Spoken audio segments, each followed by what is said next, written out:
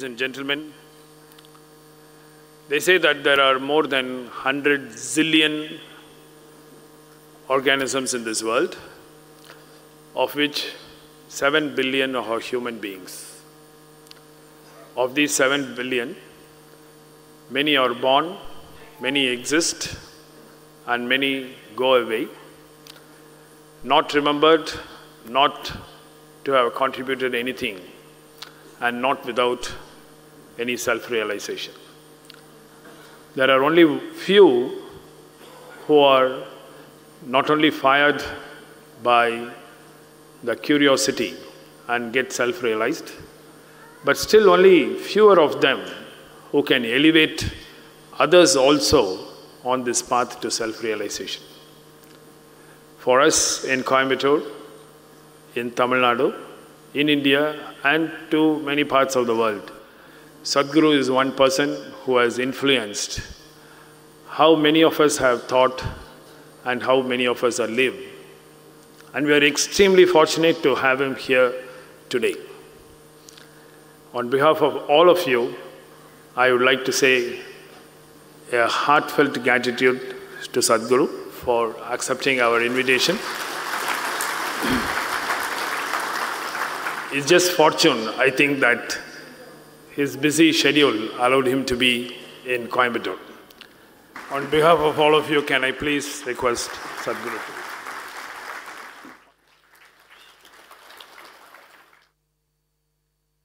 Jananam sukadham maranam karunam milanam maduram smaranam karunam kalavashadiha sakalam karunam samayadipate akilam karunam. Namaskaram. Good evening to everyone. I said good evening. Good evening. Sadhguru, pranams. I'm very… must be my privilege, I'm with all the doctors here, but already Dr. Rajasekaran told me that I'm not good for business. No, actually, when we were waiting, Sadhguru told me that he has had many fractures, but it all healed by itself. I told he is not good for our business at all, so… Sadhguru, so we are having a huge audience of more than 5,000 doctors from more than 18 countries. So all my questions are going to be many things that the people have asked you, but I'll ask from a medical angle. So as doctors, this is something that worries us or makes us wonder. Because we do see patients who seem to be at the receiving end of the wrong end of fate.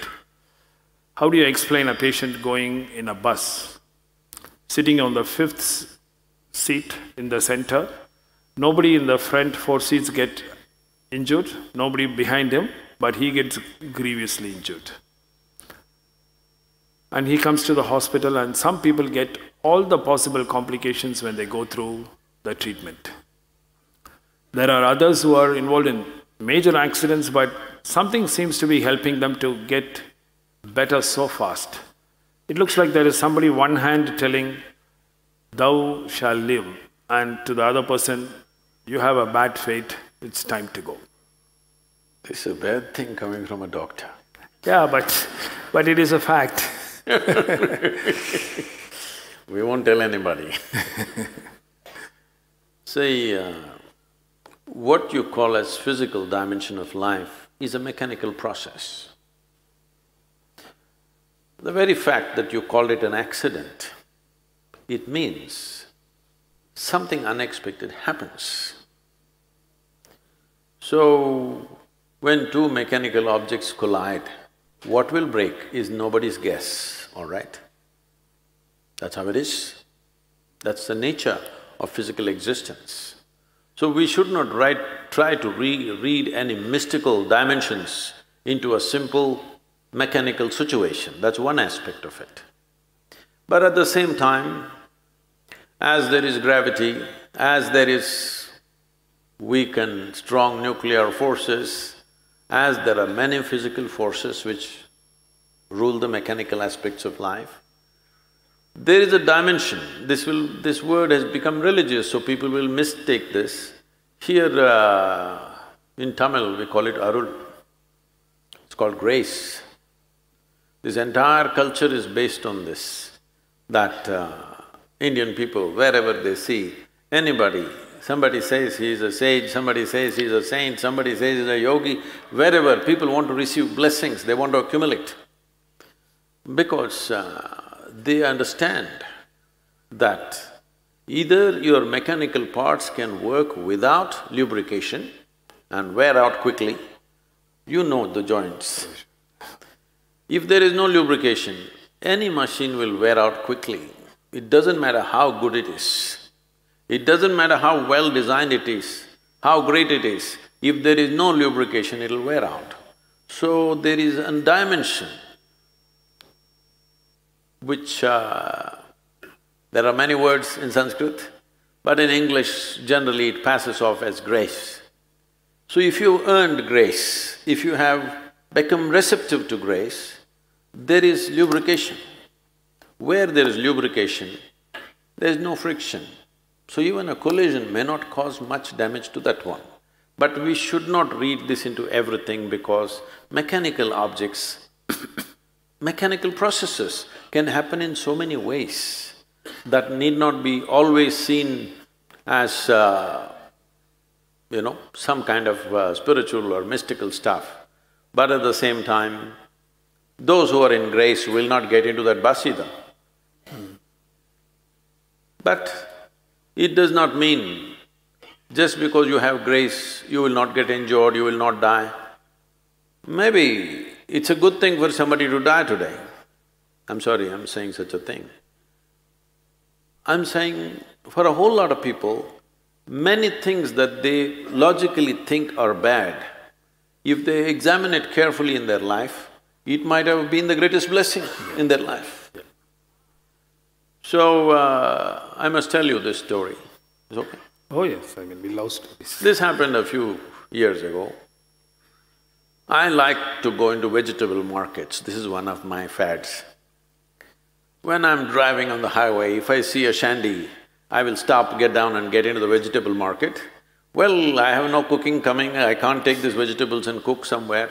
But in India, buying vegetables is an art. In our families, they trained us from a very young age how to buy vegetables. For what you must buy how. Different things.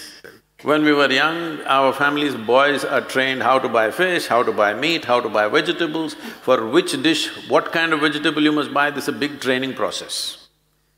So, I'm well versed in those things, so I get down and go around, bargain and bargain, because you must bargain, because it's not just about vegetables, this is a kind of an interaction. So I bargain everything. When they come down to my price, I just give them the money, not take the vegetables and go on, because I have not come there for vegetables, I have just come for the experience, just trying my skills. So, one day I went in Bangalore city into a vegetable market. There's a small vegetable shop, very small one. A man was sitting behind it, I just looked at him. He was just a shining being. I just looked, my God, what is he doing here? Then he turned and looked at me, our eyes got locked, and I just looked at him and he burst out laughing. I also laughed and went up to him and asked, what the hell are you doing here, selling vegetables? Then he said, you come sit here. So he made me sit in his vegetable shop and he told me his whole story. I'll try to make it very brief. He got sick. and he got admitted into a general hospital in Bangalore. A general hospital, general ward is acclimatization to hell, normally, I'm sorry. So he was there and every day he thinks he's going to die, but he doesn't die. One more day, it goes like this. Every day he thinks he's going to die and he doesn't die. After over 2 months, his wife stopped coming to the hospital. She got tired of visiting this guy. He's neither going to die nor to get well. Then the demand for the beds became such, they put him outside in the corridor. With just one sheet, he was in the corridor of the government hospital for another 2 months. Every day he thought he will die, but he did not die. One day, suddenly he realized something, he sat up. Within about 7-8 days, he walked out of the hospital and became ecstatic and blissful. His wife, his family, nobody turned up, but because earlier he was selling vegetables, he continued to sell vegetables for a living. And after almost 3-4 years after such an incident, he saw me for the first time and we kind of buddied up. And I said, how? He said, I said, what do you do here selling vegetables? He says, I bless everybody, they must get sick for 4 months. So you never know what will turn out as a blessing. Sadhguru, you said about grace. So if grace is something that is going to actually protect us, how do you accumulate this grace? I mean, do you carry it? Because this is one of the things that is always told to us, that some people carry their grace from their previous birth and do something good now so that you will carry this grace to next birth. Is that so? What is this? Whoa, you're going away too far.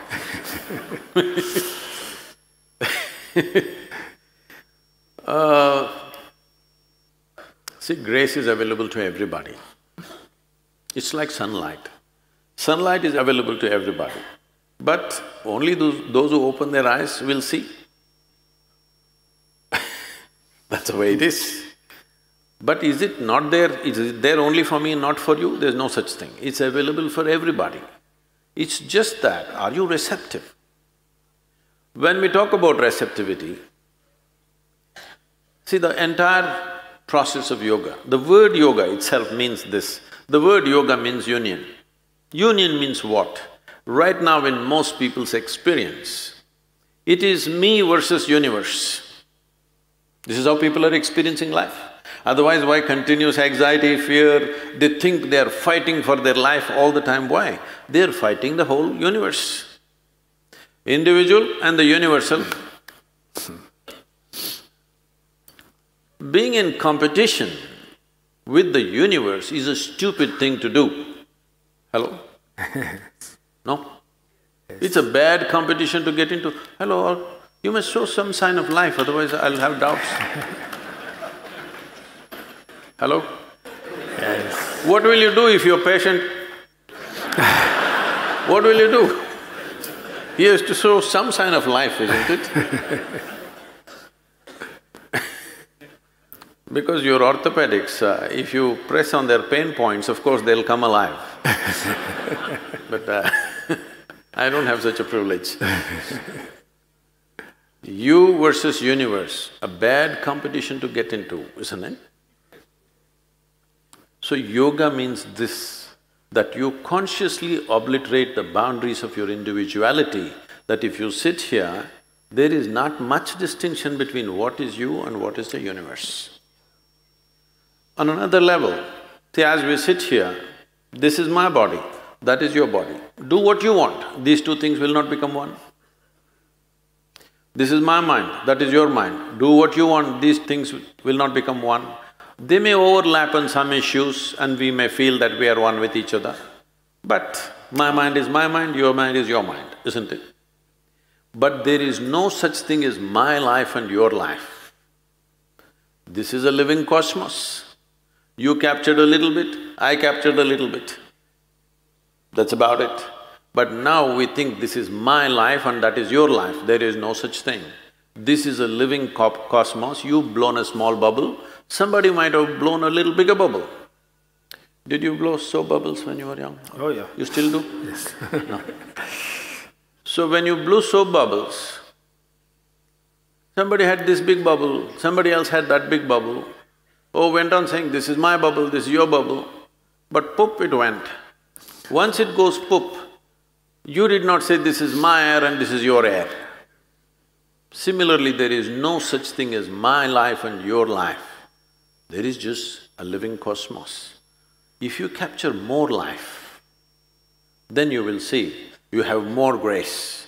The depth, dimension and scope of your life is determined by how much life you capture within you. It doesn't matter what kind of body you have, what kind of intelligence you have. If you have not captured substantial life within you, you will live a small life, that's how it is. How do you do this? There are systematic ways of approaching this, or simply by involvement and exuberance, by commitment, people may capture a larger life. By absolutely being committed to something, focused on something, somebody may capture a certain amount of life which is more than what is considered normal. But yoga has a systematic process as to how to capture life. I can show you thousands of people around me today. When they came, they thought they won't do anything significant. Half of them, not half, 70% of them are dropouts from schools and colleges and everything. But you will see after a few years of sadhana, suddenly they are functioning in ways that you won't believe possible. Recently we had a business, event called Insight, where over 200 CEOs from across the world are coming and participating. All of them wonder why our organizations don't run as smoothly and efficiently as yours. I said, that's because I have all dropouts who are no good for anything. But they have devotion in their heart, they are devoted to what they're doing, that's all. Because they're absolutely devoted to what they are doing, they may not be MBAs, they may not be from IITs and IIMs, they're simple people, but because they're absolutely devoted, they do wonderful things. So, the question is, how much life have you captured? Always people keep wondering, oh, that guy is not as smart as me, how come he's more successful? This is going on in a whole lot of people's minds who think they are smart. Yes, always. Why is that guy more successful than me? I am smarter than him. Obviously, your smartness is not working because just with one dimension of life, life will not function. The most important thing is how effervescent and large is the nature of life that you've captured. And every one of us have an unlimited access to it. But how much will we take depends on how consciously we conduct our life. Sadhguru, you said about life, and that brings a big question what doctors have about life. Now they say we have 1 trillion cells in our body, and each of these cells is living by itself. And when you say a patient is no more, it's just that the brain dies after 2 or 3 minutes, but still a large part of his body is still alive. So, and these cells, even when after the patient is dead, you take these cells and put in a culture. Those of you who are all shaving every day, even after you're dead, we still have to shave you, you know this? Yeah, the hair grows. That is why I'm ready,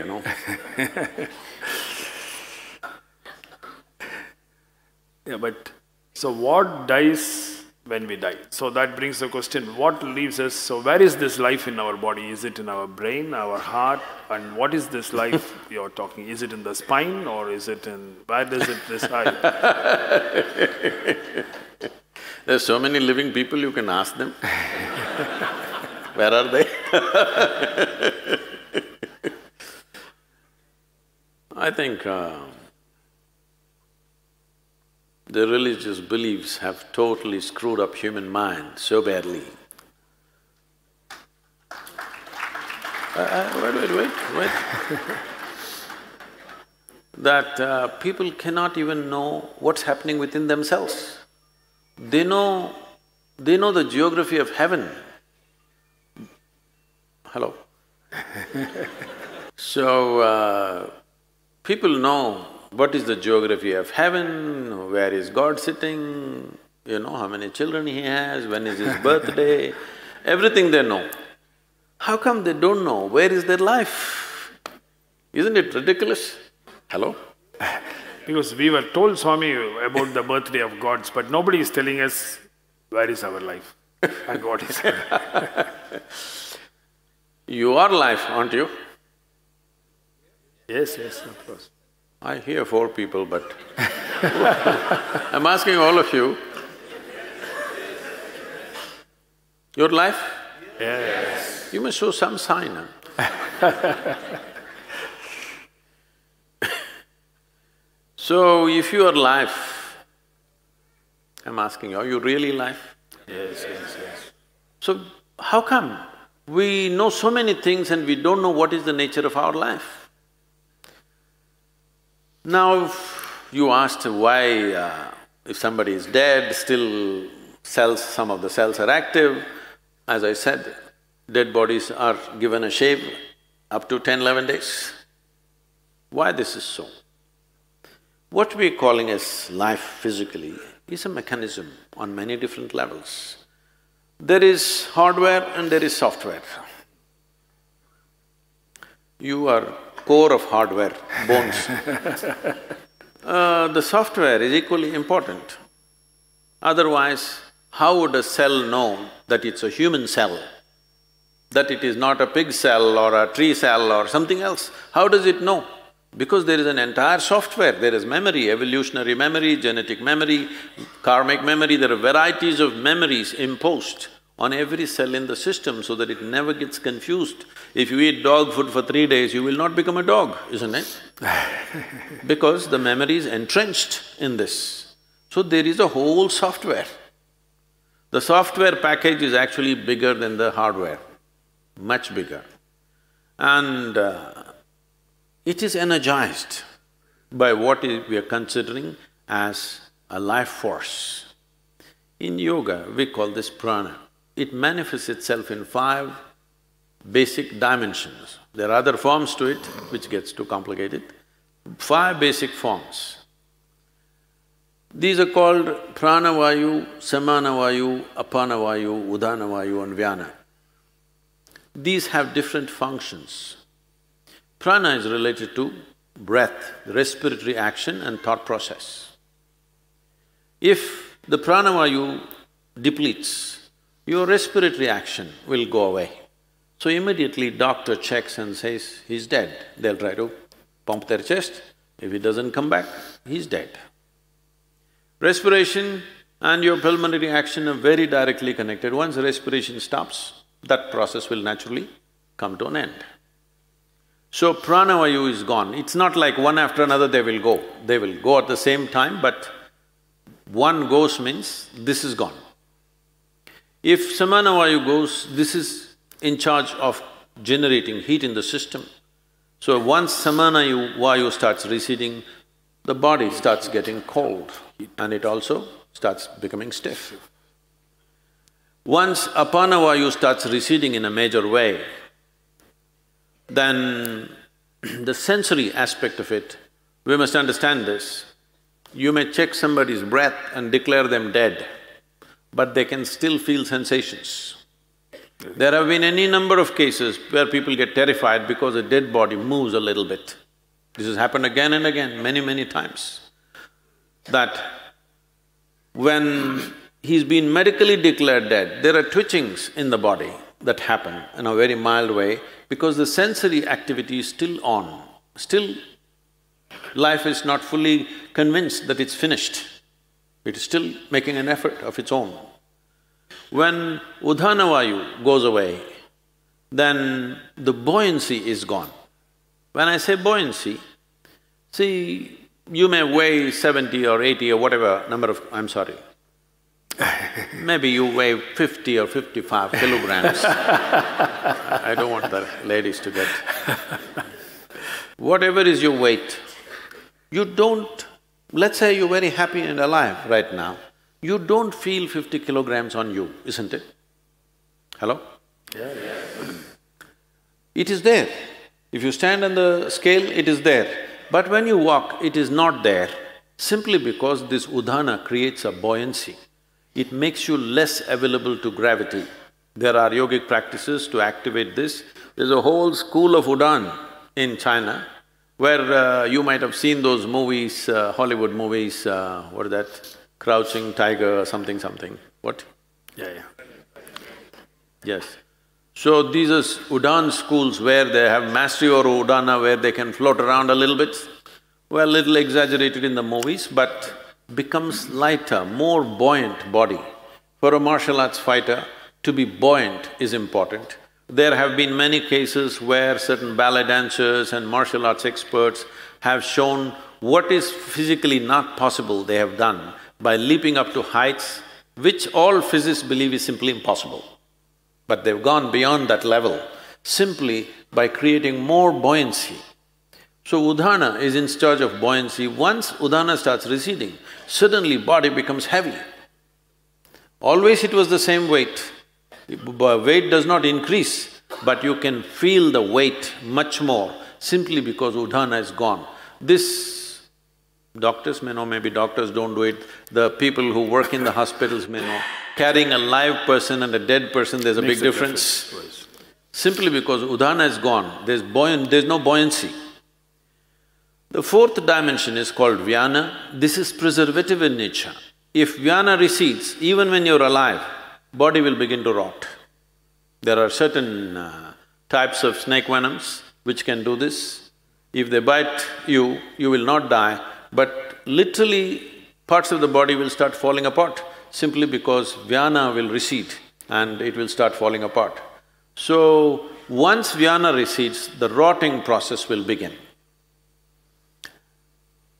There are systems in yoga where we want all the seven to go reasonably together. Within 1.5 hours, we want it to go. In normal death, depending upon the age of a person, how vibrant a particular body is, it may take a long time. When I say long time, up to 14 hours it may take. Vyana may take up to 14 days to leave. This is the reason why in this culture you have rituals running up to 14 days, because they feel the vyana may be still there, because when you bury a person, the vyana may be still hovering there, so up to 14 days. That is the reason why within 1.5 hours, in this culture, that was the rule, if somebody dies within an hour and a half, you must cremate them. But then mistakes happened. When they were still alive, somebody put them on the funeral pyre, so they stretched it to 4 hours. Within 4 hours, you must cremate. But today, there are issues, all kinds of issues about it. So, people are waiting for 1 day, 2 days, daughter is in America, she has to come, she'll come after 3 days, and they will wait. But the idea is, for the one who is dead, we must understand this. You don't diagnose people as dead, you declare them dead, right? There's a difference. So when you declare them dead, for you they are dead. As far as that person is concerned, in a way, all that's happened is, he's disembodied. He's lost his body. All his life he lived thinking he's a body, never realizing the physical mass that we carry is an accumulation from this planet. He never realized that. When suddenly he slips out the body, he tends to hover around the body because he's lost his discriminatory intelligence. Once you leave the body, the discriminatory intellect is not there, so this tends to hover around that body. So in this culture we said, the moment we are sure that somebody is dead for sure, you must immediately cremate them, because it's good for that dead, so they know the game is up. And it's also good for the living. You will see, if somebody very dear to you is dead and their body is here, you keep on hallucinating. Maybe they're just sleeping, maybe they will sit up, maybe some miracle will happen, maybe something else will happen, this will go on unnecessarily. You will see people are crying and big emotional drama is happening, but the moment you cremate them, you will see everybody becomes silent. Have you noticed this? Always. because now everybody knows the game is up. It's for the living and for the dead. So about life leaving the system, it is so entrenched. It is not something, poop, it'll go away like this. In stages, it goes away. Because it's in stages, it came in. It's in stages, it'll go away.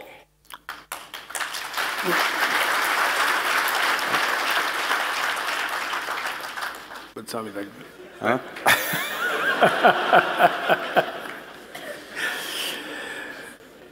Sadhguru, I'll come to a different dimension. So, the beginning you said you're skeptic about everything. And I asked you even about God, you said more so. So, what is your opinion about God? We have a different… doctors are confused about what is God. See, it's very difficult for people to understand this.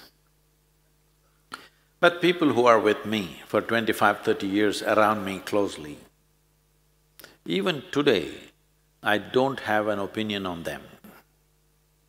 They are around me all the time, I've seen them in and out, but I don't have an opinion on them. It's very difficult for people to understand this. Every day when I look at them fresh. Only when it comes to work, maybe you will evaluate their competence and decide what to do from what they did yesterday. Otherwise, as human beings, I never judge them for what they were yesterday. Because my entire work is this, that whatever the hell you have been yesterday, whoever you are, whatever kind of parentage you have, whatever kind of history you have, it doesn't matter. If you are willing, tomorrow something fantastic is possible within this life. It is for that possibility that we work. I don't care who your father is, I don't care who your grandfather is. My concern is not even what you're today, my concern is always looking at what you could be tomorrow. If you're not looking out for that possibility, there's no spiritual process. When I don't even have an opinion on anybody around me, why would I have opinion on the Creator?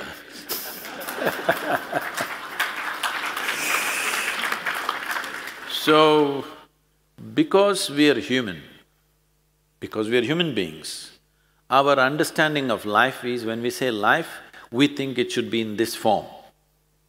If all these 212 bones are there, you will certify this is not life. The 212, am I correct? 242. They've gone up. 242, is it? That's a very important number. Anyway, if any one of them are missing, you will say, I'm not a complete human being in some way. So, the nature of life and our existence is such. What we think is… because our thought process and our intelligence has given us this wrong feeling that we are the center of the universe. No, the existence is not human-centric. We're just one tiny little creature. Significant though. Significant we are. Because of our ability to be conscious, because of our intelligence, we have become significant, but only in our experience. Only in our experience. In the cosmic nature of things, tomorrow morning this planet may just fly away somewhere and vanish. Huh? Possible or no? Many of the asteroids passing by the Earth are bigger than the planet Earth. That's what these days everybody is fearing, because all these years we did not know what the hell is happening. Now that they have seen some huge asteroids, there's a paranoia. If one of them come and hit us, what will happen? Oh, we will go into pieces, of course. So, who we are is not significant in creation, but significant for us, simply because our experience is rooted in us. Because I hear that you're among the foremost… there are many people here who are foremost spinal surgeons. We refer to the human spine as Merudanda. That means the axis of the universe. I know many people just carrying this little body, already the spine is hurting. Axis of the universe. Terrible.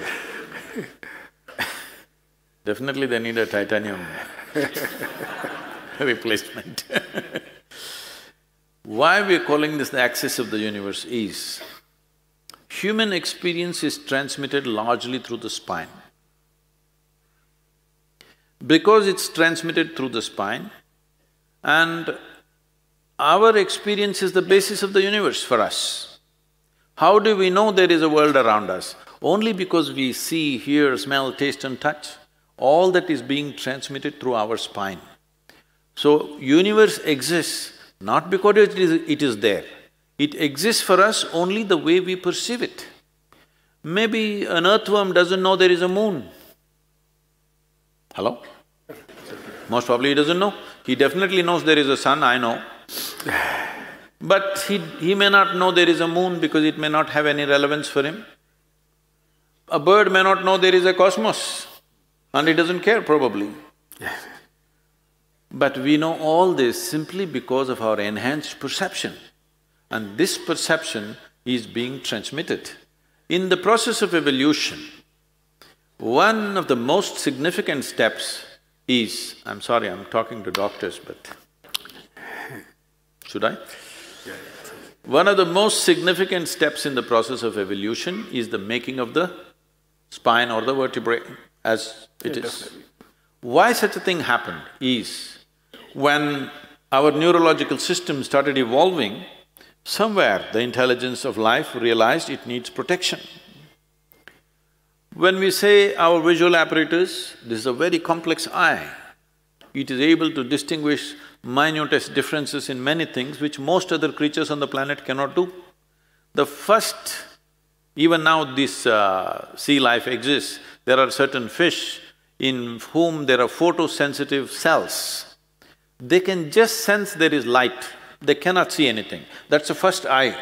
It's being taken as the first evolutionary eye, must be this fish, because it can see light and darkness, that's all.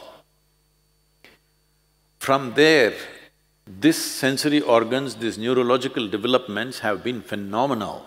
And the richness of our experience is mainly because of the sensitivity of our neurological system. This needed protection, it needed a conduit. So the spine came up. Another significant aspect of ecological process is, from a horizontal spine, it became a vertical spine. So in yoga, there's a whole system of yoga just training you how you can keep your spine erect, to be aligned always. You're standing, sitting, running, doing whatever you want, but you are conscious where your spine is all the time, because this determines how sensitive you are to life. Because your whole experience of life is being transmitted. And our experience of the universe is just the way we experience it, we don't know any other way. Because of that, this is the center of the universe. In the sense, it's like this. See, now this hall, we can see the walls. Now we can say which is the center of this hall, either that one or this one, we can debate a little bit. But when you cannot see the boundaries of this hall, this is universe, you cannot see the boundaries, I can fix the center wherever I want. Wherever there is intensity of experience, that's my center. So, human spine is seen as the center of the universe and also the axis of the universe, depending upon how sensitive you make it. Accordingly, the enlargement of your experience, the enhancement of your experience of life happens, your perception is enhanced beyond your sense perception. Even to go beyond senses, still the neurological basis is very, very significant. This is the reason why we are saying only a human being can realize. The other creatures are not equipped to realize because their neurological system is not sophisticated enough for that. Sadhguru, in the video we saw the Dhyana Linga, and it is always said that you have consecrated a lot of energy into Dhyana Linga. But we would like to know what is this energy, because if you take the 3,000 people here, we know that there are some people with high energy and some people with low energy. So is it that they are born like that or they are manufactured like that? It depends what was their breakfast. Pongal and no coffee. After Pongal you need degree coffee. Degree coffee. So what do you mean by this energy which you can take it and keep it in a different place, and how do you get energized? People also say, I heard you say that you sleep only for 2.5 hours. So can you tell us the secret? That was at one time.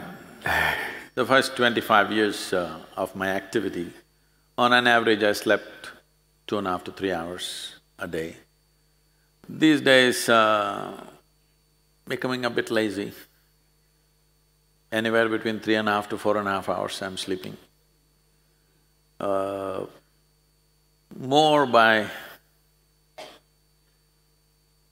not because of my age, for sure, because nothing has changed that way within me. Just that one thing is, these days nutrition is bad because I'm traveling so much and I'm particular that the food is in a certain level of freshness. Once you leave India, most of the food that appears on your plate is minimum 3 months old. It's very difficult to get something which is fresh. So that makes me go skip meals all the time. I think due to lack of daily nourishment. I get nourishment, once in 2 days, 3 days I get good nourishment. But there is no daily nourishment simply because of excessive travel. I think because of that there is a bit of slackness. I think if I eat well for 2-3 months, I'll be back to 3 hours easily. So, why does one person need… well, by prescription these days, 8 hours, is it? 7 to 8 hours. 7 hours sleep. Okay, 7 hours. And why another person can do with half of that? See, one thing is, as we already went through, the very physical body that you carry is just the food that you've eaten, isn't it? You are looking at food only as protein, vitamin, mineral like this. But we're talking about a food chain, that means they're all different kinds of lives. What we consume is another form of life. Every animal consumes another form of life. This is the way the food cycle is created. So in what condition that life is will determine in what condition your life is in many ways. So if food appears in front of me, if I just look at it, people have prepared it with elaborate care. If I just look at it, I say no. They'll say, no, Sadhguru, this lady has brought it, she's a very good cook, she's very tasty. I just look at it and say no. Simply because it's not alive enough for me. It may be tasty, but it's not alive enough for me. If it's not alive enough, I will not consume. If you're just conscious of this one thing, you will see your sleep quota will go down. Another thing is, most people are eating at least 50%. 50% means 100% more than what they need to eat. Yes, you will do one thing. As an experiment, just try this. Whatever you're eating, cut it down by 50%. If you're eating, let's say, 2 kilograms of food, cut it down to 1 kilogram and eat variety of foods. You will see you will neither drop weight, nor will you become weak, nor will you become less energetic. Only thing that'll happen is, your sleep quota will go down. Because you're putting so much food to generate the same amount of energy, you're eating more by compulsion of liking the taste or simply by compulsion of filling yourself up. Now the body has to process so much food to create so much energy. This extra processing is taking a toll on the system.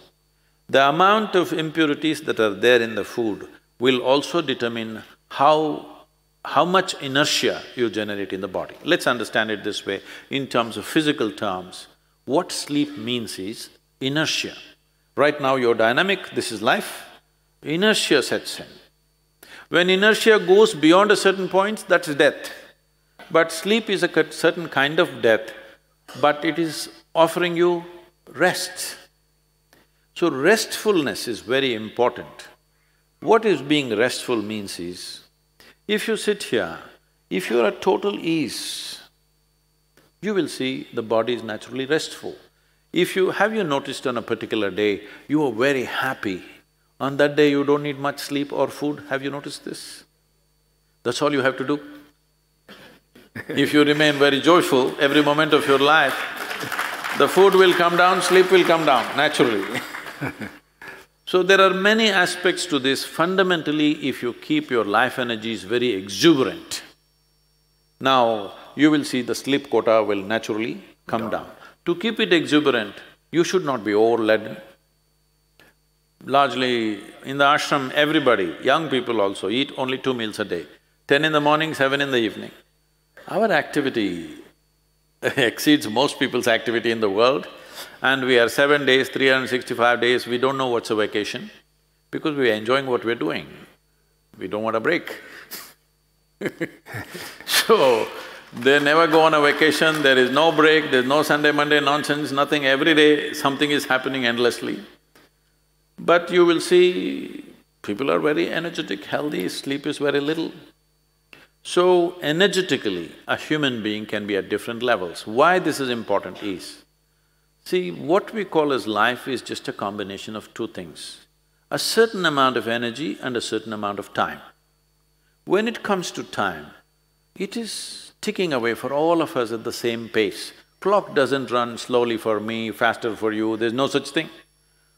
Whether you are busy, you are lazy, you are sleeping, you are doing useful things or useless things, it doesn't matter what you do or you do not do, time is ticking away. So there's no such thing as time management. You can manage your energy. If you raise your energy to a higher pitch of intensity, what somebody does in 10 years, you may do it in 1 year.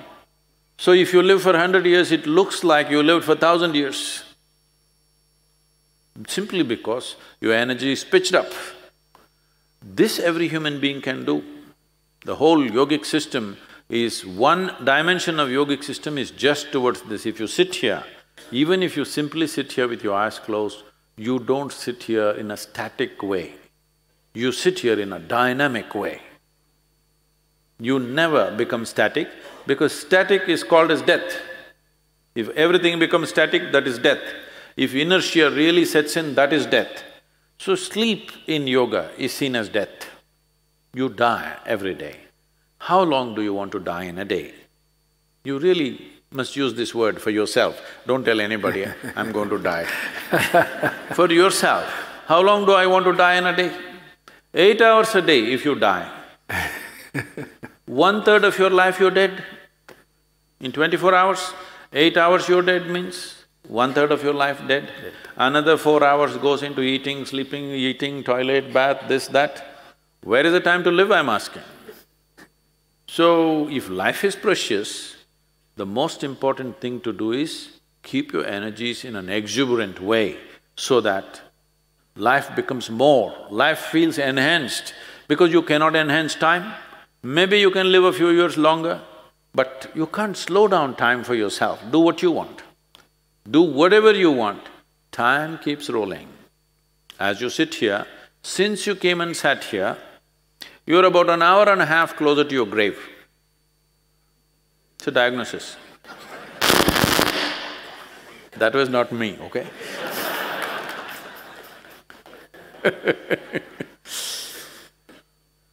So, this is very important because one dimension of what we call as life, which is time. See, in Tamil language, this is very good. When somebody dies, we don't say he is dead, we say kalamaitangan. Simply means his time got over. Perfect description, isn't it? All that happened is time got over. So time is getting over as you sit here, yes or no? Hello? Those immortal beings, I'm asking you. Time is getting over. As you sit here, it's going away. So the only thing we can manage is, how intense is my life energy? For this, we have a whole lot of systems to slowly work on it in such a way, that, there were times, these days, one night is okay, second night I'm a bit down. Otherwise, there was a time, 3 nights if I don't sleep, continuous 3 nights, consecutive nights, I don't sleep, full day I'm working, full night I'm working. If you see me on the 4th day, I will be just fine, you won't even make out anything. Today I'm little, as I said, this excessive travel, I don't have enough sadhana to keep me up like that. But one night, 2 nights also I could manage, but one night effortlessly I will go, even today. There was a question about Dhyanalinga in this, which I missed out. What Dhyanalinga means is, because time is running out for me, like everybody else, I'm not saying I'm going tomorrow. Everybody should know, time is running out. Hello? Yes. As we sit here, it's running out for all of us. Because time is running out, people on the spiritual path will always wonder, after Sadhguru what? What do we do?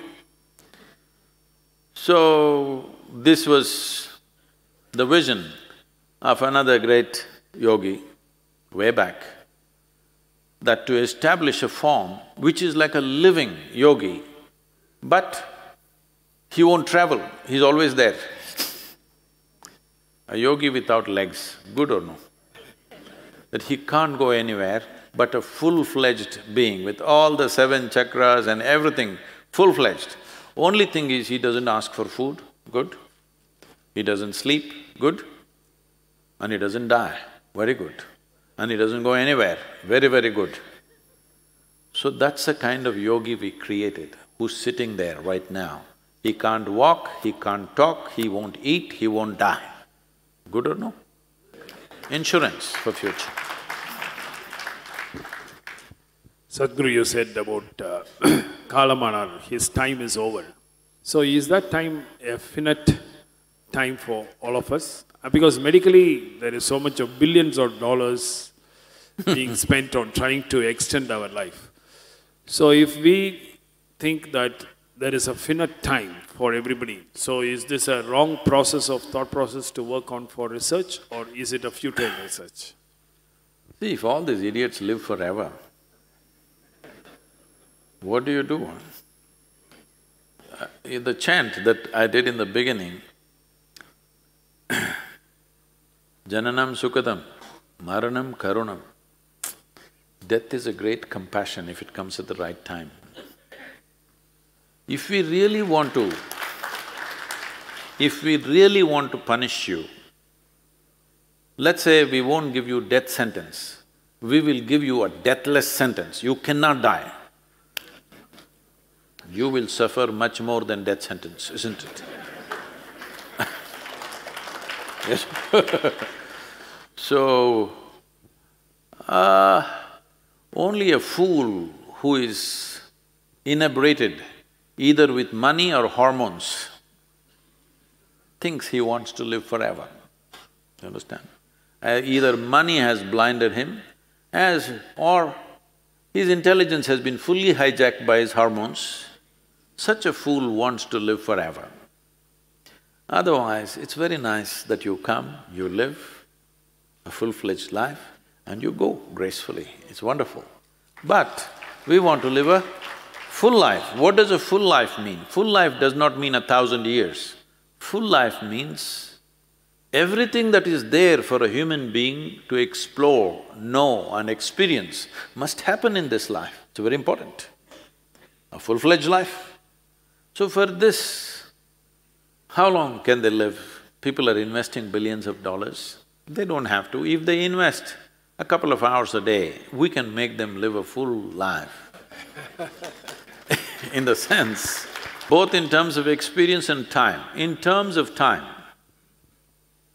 because our birth has a relationship with the cycles of the sun and the cycles of the moon, I will not go into the detail of this will get too complex. But to put it very simply, only because our mothers' bodies were in sync with the cycles of the moon, we are sitting here today, yes or no? Huh?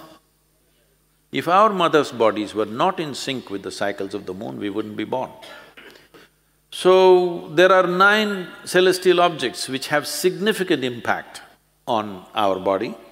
Out of these, 3 of them are most important: the planet Earth, which provides material for our body; moon, which sets up certain basic cycles within our system; and sun. Everything here is solar-powered. If one moves within you, these cycles are happening. In a female body, it's very obviously happening. Even in a male body, it is happening, but not so visible, because a man is supposed to fend for the humanity, a man is supposed to take care of the survival. Today, life has changed in the world simply because of technology, not because of liberalism, okay?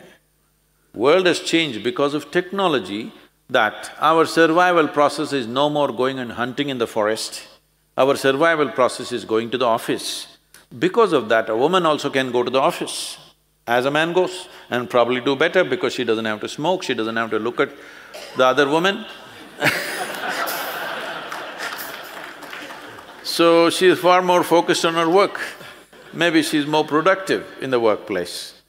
But man was structured by the nature. If we lived in the jungle, then man would be very important for survival. She would be important for other things. So if you look at the cycles, the lunar cycle is the shortest cycle that we have.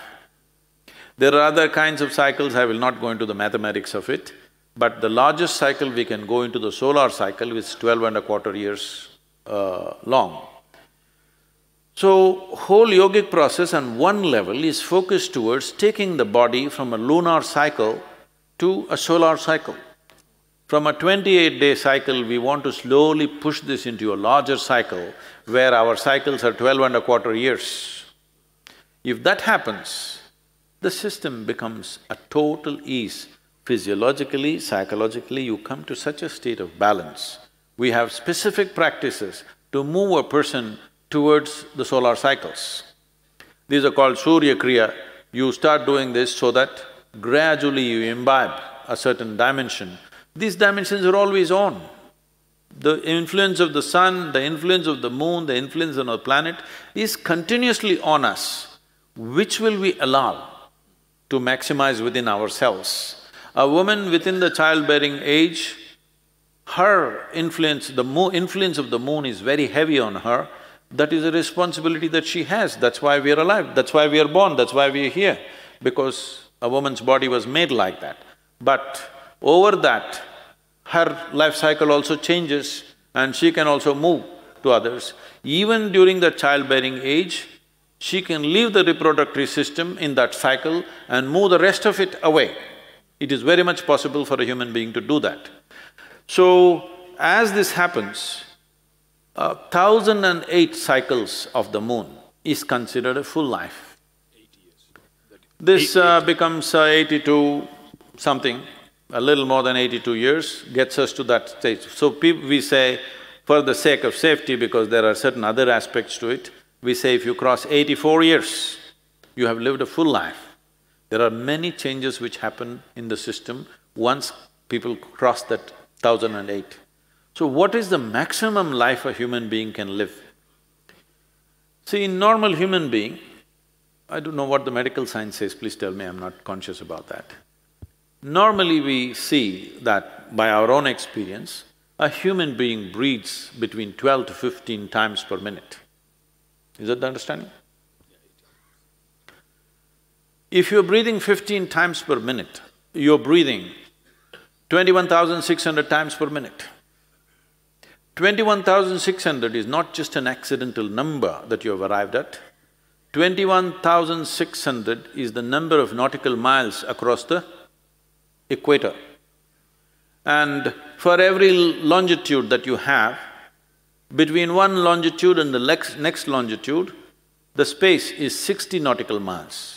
This is considered as a minute. Anybody who is an aviator or a navigator knows this. We call the space as a minute, because that's 1 minute. And our breath and the cycles of the planet are very closely connected. If we drop our breathing to 12 on an average.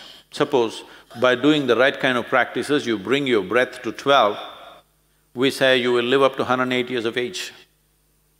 If you drop your breath to 9, we say you will live up to 124 years of age. If you drop your breath to 6, we say you will live up to 164 years. If somebody comes to a state where they come to a static breath, no breath for long periods of time, that means it's almost like you're hibernating and being reborn. Such a person, we call him a nirmanakaya, that means he recreates his own body. He goes into hibernation states and recreates his body.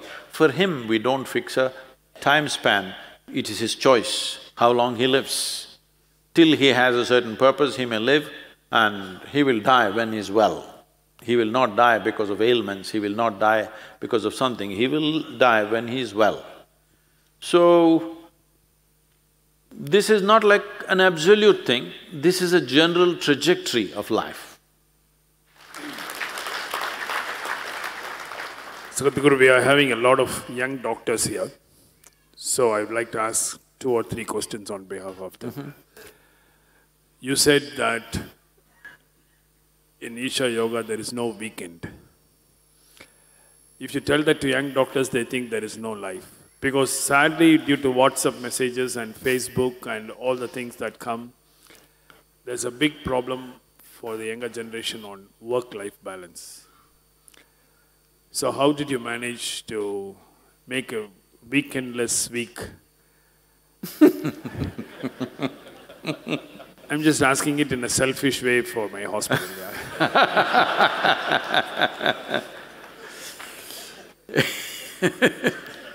See, well, there are different things to attend to in life, probably. There is a family, and there are friends, and there is pleasure, and there is picnic, and so many things they want to do. But I was… first time, many years ago, first time when I was in the United States,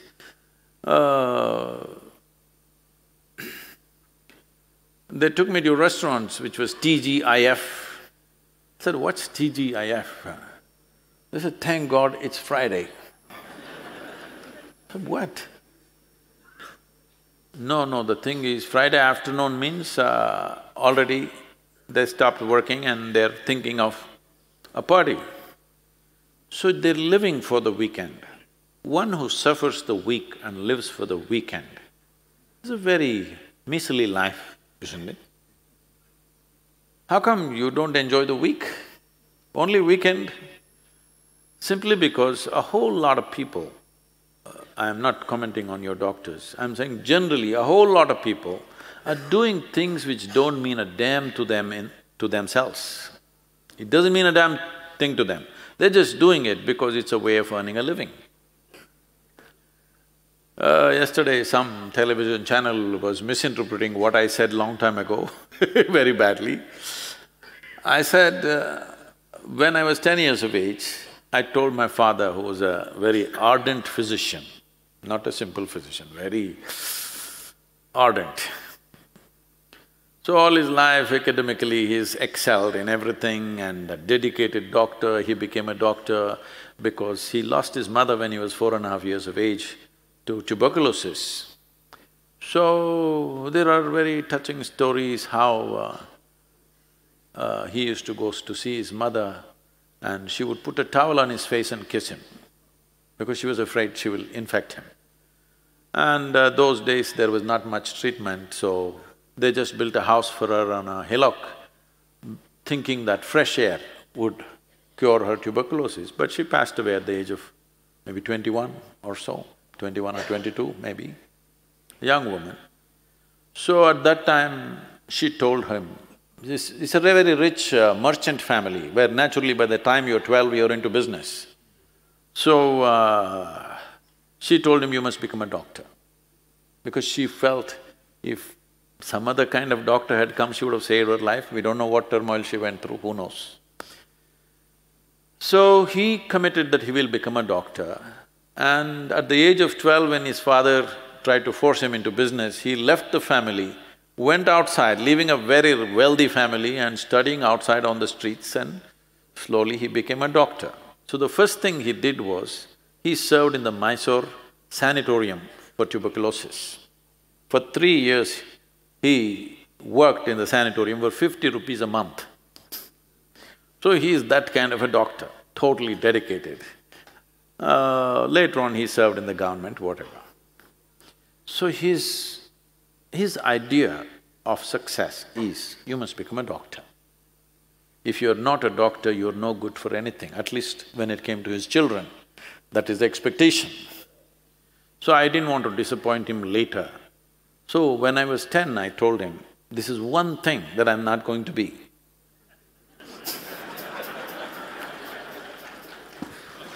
Did you know the future of doctors even then, or?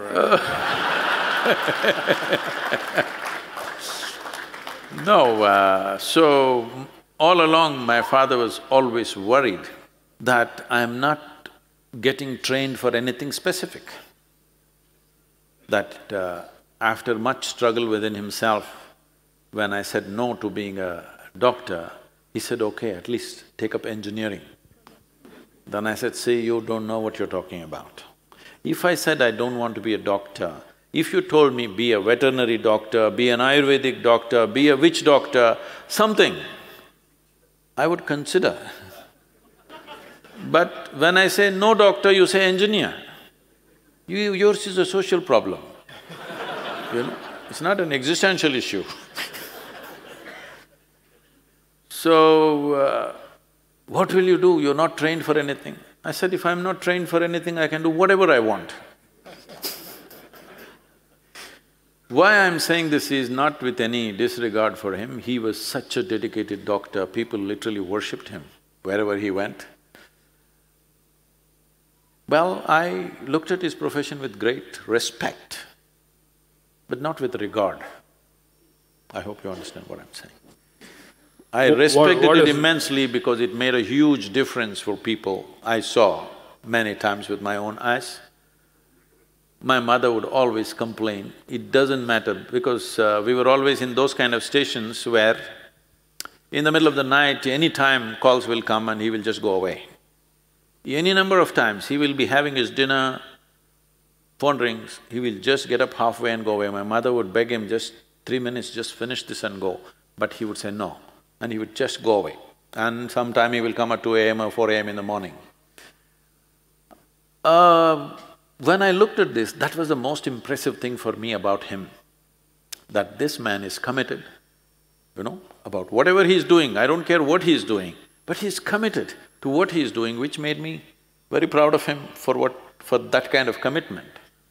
But at the same time, he was talking to me in terms of having… how to make a living. Become a doctor, you will make a living. I said, I don't want to make a living like that. Then they said, become an engineer, make a living. I said, I don't want to make a living like that. Then they said, at least go to business, make a living. I said, no. I said, making a living is never a concern for me, because I traveled across the country on my motorcycle when I was very young, and I lived in the jungles by myself for weeks on end, survived in the forest without any outside support. I said, I can live anywhere. I'm not asking for anything specific. I don't know what I was looking for at that time. All I knew is, I will not sit behind a table and earn a living. That much was 100% clear to me. What will I do? I didn't know. I just knew one thing, I'm here to live. Everything else here is here to live, isn't it? Why only human beings think they are here for some other purpose? Hello? All other creatures know they're here to live. It is just that for them, living means eating, sleeping, reproducing and dying, their life is complete. Once you come as a human being, you can eat as much as you want, sleep as much as you want, you can reproduce as much as you want, somehow life is not complete. This is longing for something else. If that something else doesn't happen, this feels so incomplete. So right now, the weekend people, those who live on the weekend, I mean, they're alive only because there's not enough spirit in them, they put outside spirits.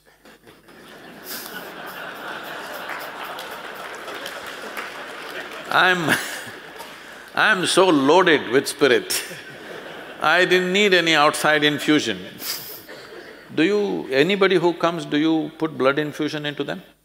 Only when they have lost. When they've lost blood, you do blood infusion, isn't it? So only when you have lost your spirit, you do spirit infusion. I'm fully drunk all the time, so it never occurred to me that I have to infuse something from outside. So, it doesn't matter. They need a break for some purpose, that is perfectly fine. But it's very important that you don't make this distinction, what is work and what is life. If what you're doing is not your life, please don't do it. What you're doing is life, isn't it? You're fixing somebody's bone, it must be your life. It is your life, isn't it? You spend more time with broken bones than with your family, yes or no? So, which is life? Why this is not life and that is life? This is also life, this is one dimension of life, that's another dimension of life. How to distribute time? The requirement may be different from different people. For an individual person, he may need that much break, another person needs less break. Well, every weekend if you are at home, maybe your family enjoys it. In another family, every weekend if you're home, maybe they don't want you there. We don't know what's the situation, I'm saying it varies from person to person, from situation to situation. So, it's very important that we understand that from the moment we are born till we fall dead, we are doing only life, life and life alone, nothing else but life. So one last question before… you'll be knowing that there's a lot of doctor bashing in the media. So there is… Oh, you also… I thought there's a lot of guru bashing happening. No, it's against the whole community. You're just telling the wrong guy. So, I mean, it's natural for the doctors in training to feel that they are spending huge hours, long hours, they are working hard. Maybe a perception, but definitely most of the doctors in training work harder. They give much more than this, but they are not earning the respect any more than what kept the doctors of the previous generation going. In this demanding… I mean, there is a discrepancy of expectation, an expectation gap, both from the doctors to the society and society to the doctor. How do you keep the passion going in this trying circumstance? See, there are many aspects to this. Let's first of all look at the times in which we exist. In this culture, we always insisted education, health and spiritual process should never be commercialized. This has always been the norm. But we said this when these things used to be sponsored by a king or somebody. He sponsored the education, he sponsored the hospitals, he sponsored spiritual process. So, no charge for the people because it was sponsored by somebody. Those sponsors have disappeared in democratic societies. So, everybody has to handle their own economics. And whether it comes from your pocket or my pocket, somebody is spending for every activity that happens in the world. So that goes for medicine too, particularly because of technology and of course, there are many gray areas. Technology costs. Diagnostics is costing more than the treatment today.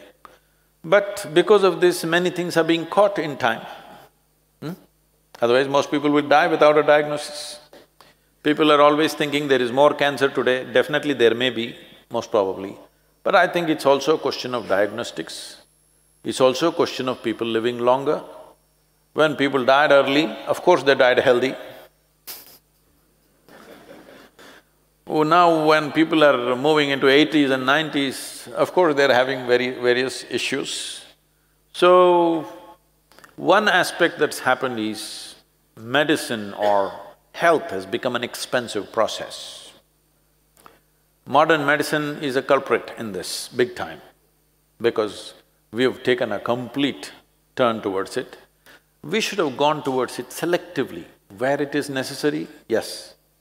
Selectively means there is one norm we could have employed. I'm not saying this is a perfect norm, but we could have. There is, as you know, there are infectious diseases and chronic ailments. How we see this in the yogic way of seeing it is, infections are an invasion from outside. You have to wage a war against them. For that you need a doctor and medicine. Chronic ailments are something that we manufacture from within. For this, you need awareness, you need yoga, you need observation of what's happening in your system, of your lifestyle, how you sit, how you stand, how you breathe, everything you need to observe. If this distinction was made and we enforced it in every society, then medicine would not have been so expensive. In many ways, with vaccinations and various other things that we have done, largely infectious diseases are very small, isn't it? Today, most of the ailments are chronic, isn't it so? Self-made in a way. Chronic means it's coming from within us. When every cell in this body is geared and, programmed for health, why is it ill health happening? Obviously, we are doing something fundamentally wrong with life. In the yogic system, we are looking at it like this: if you keep this body in total ease, almost every chronic ailment that you have, it will handle by itself if you give that much space to it. Otherwise, if it is not in ease, how is it? It is in dis-ease, so it's a disease. But now, we are treating everything… We think… When I said this about psychological ailments, because you talked about media, the Bangalore media has been after me for last 1.5 years because I just said this: you are fundamentally responsible for your psychological well-being. Just this one sentence. They've been campaigning against me for last 1.5 years. So recently when I went, again it came up in some kind of a conversation.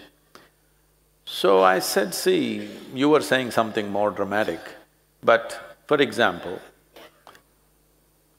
millions of people have died of cardiac problems. Millions and millions have gone through cardiac surgeries. But today, doctors are busy telling everybody, if you don't eat red meat, if you exercise every day, if you do this and this, most probably you will not come to my surgery table. And it is so. Millions have not gone there simply because they're maintaining a responsible way of living in some way. So, their argument is that psychological ailments or medical problems, you cannot solve it by your responsibility. I'm saying if you behave irresponsibly, every one of you can go crazy right now. Yes or no? Every one of you can get sick within the next few days if you behave irresponsibly, yes or no? Is it possible or no? So, this should have happened. When modern medicine developed, we got little too overexcited about it. And we thought a doctor is a solution for everything. No, health is your fundamental responsibility. When it crosses a line, you seek some professional help. But daily health must be your business. Keeping yourself healthy must be 100% your business. Suppose you contract something else happened, either because of genetic reasons or congenital reasons or infections, something came, then the doctor should step in. But right now, doctor is there in your life from your childhood till you die. You will not be healthy, you will just be a patient. This is not a good way to go. So I think this distinction has to come. It is beginning to happen slowly. Doctors are looking at more holistic way of treating, but it's still a small movement. I think it should become a much larger movement then when that happens, then the expense of being healthy goes down. I think this animosity towards doctors will also go down. But you're just telling the wrong guy, because guru bashing is way bigger than doctor bashing. Endlessly. Just anything and everything that a man can do and cannot do, people accuse me of. So right now, we are… because I thought some idiot say something, what's the big deal? But it's picked up certain momentum. So, just today morning I was looking at it and we're putting this on our website. All the accusations that are going on for 27 years by, very motivated vested groups which are going on, obviously they're well-funded. So we're putting all those things on our own website, all the accusations and all the realities of what it is. Endless things. I must tell you, this will be interesting for medical people. I have stolen over 7 million kidneys till now. You better have yourself checked up, one kidney may be missing right now.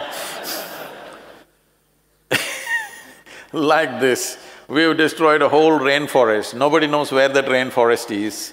We have killed over… people said, you have killed over 100 elephants. Then I said, see, it's a fact that I don't have a firearm, so I killed them with my bare hands. See, look at me, 100 elephants with my bare hands. In Tamil Nadu, in ancient Tamil culture, a real man means Ayirane konnavane. This means one who has slain 1,000 elephants, he is a real man. I said, I'm getting there. So like this it goes on endlessly. So we are putting this out as slander without substance. Endlessly slander goes on. I don't think they would dare to go against you so much because they may have to come to you. With me, they go take much more liberties. So, Guru, do you have time for one or two questions? I'm okay, please. Anybody want to ask? Yes, Guru. Where are those young party people? They must ask a question. Sadhguru, you got a beautiful humor-laced talks. And I feel that humor is a very important element. Do you think that humor has to be there in medical profession as well? Or you have to be serious all the time?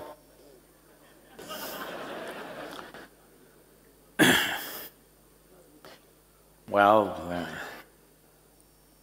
for the patients who come to you with something broken, it's not funny. But you have to be there every day. So, you should not see anything funny about the patient, but you must see something funny about yourself. It'll be nice for you and the patient and for everybody. But if you see something funny in the broken bone, there's a funny bone, even if that is broken, you can't say it's funny. But it's nice if the doctor is little more jovial. Right now he's looking like an undertaker most of the time. Can I tell you a joke about orthopedics? Is it okay?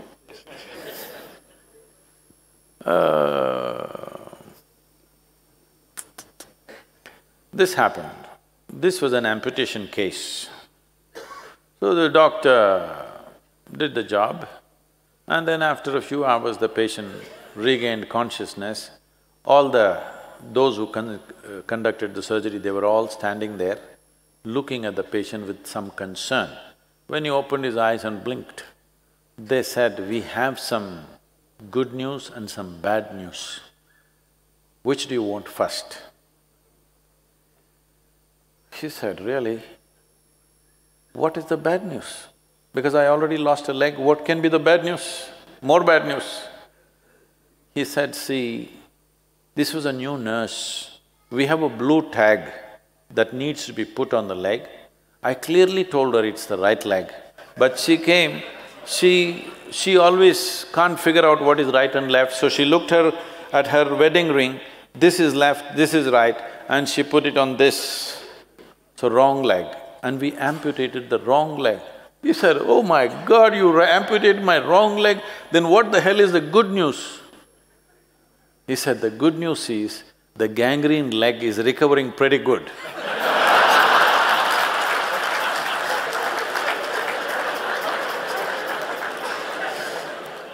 Hello, yes. We were talking about life and death. I would like you to go back to the days when our sages, they will still be present in the body, but will move out into the cosmos and maybe after some travel come back. So, in evolution, have we moved forward or we moved backwards? You only said it's already a round trip, so… So it might have been a spiritual trip. Doesn't matter, it's a round trip, you came to the same point. Yes. So, please, sir, please. So, if these things have gone around quite a bit, somebody is doing astral travel, this is called… this culture is called Gudu, Gudu Vittu Gudu Pai. That means leave this body, go somewhere else and come back. Is such a thing possible or is it an evolutionary forward step? There is nothing evolutionary or even spiritual about it. It's more of occult nature.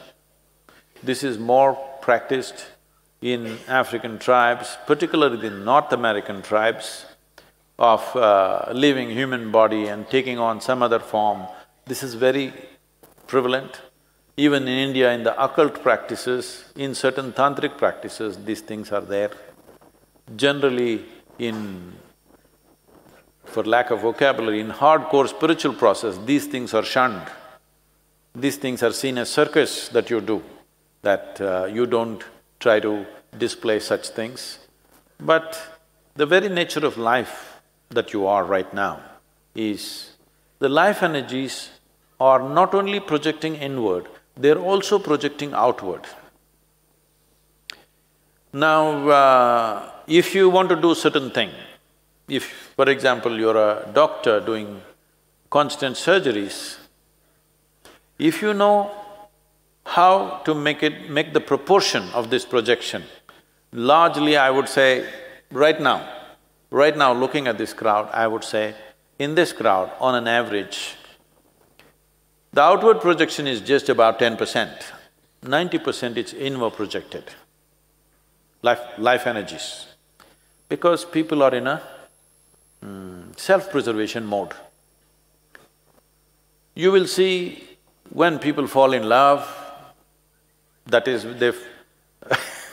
they fell in love so badly that they're willing to die for it. You know, these days it's not like that. A young lady asked her lover recently, "Are you willing to die for me as Romeo died for Juliet?" The man said, "My love is of an undying sort." So, if you do something where your involvement is such that your involvement becomes bigger than your survival process, then the life energies naturally project outward. If you're not able to project your life energies outward, you will not do anything in the world which is significant in other people's experience. If you sit here, you can have 10% turned inward, 90% out. If you do this, you will see whatever the hell you do, people go phenomenally impressed. If you are 90% in, 10% out, whatever you may do great things, but still nobody will be impressed. So when you're doing your surgery, even if you can be 50% outwardly projected, it would make a big difference in the way you're doing the same thing. You may be trained, you may anyway do it right, but it'll make a huge difference.